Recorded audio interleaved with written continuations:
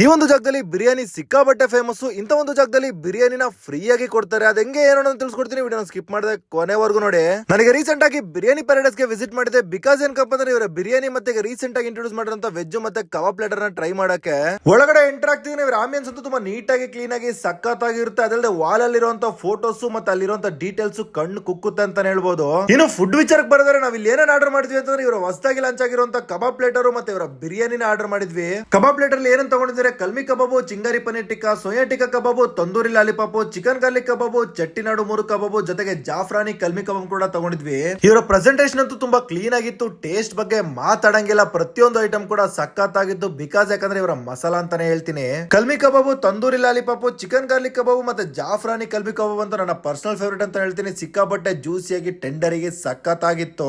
ಇದೆಲ್ಲ okay, ಬಿರಿಯಾನಿನ free ಕೊಡ್ತಾರೆ ಅಂದಲ್ಲ ಗುರು, ಹೆಂಗೆ ಗುರು ಆ ಟ್ರಿಕ್ ಹೇಳು ಗುರು ಅಂತ ಕೇಳಿದ್ರೆ ಜಸ್ಟ್ ಏನಿಲ್ಲ, ಫಸ್ಟ್ ಒಂದು ವಿಸಿಟ್ ಮಾಡಿರ್ಬೇಕು.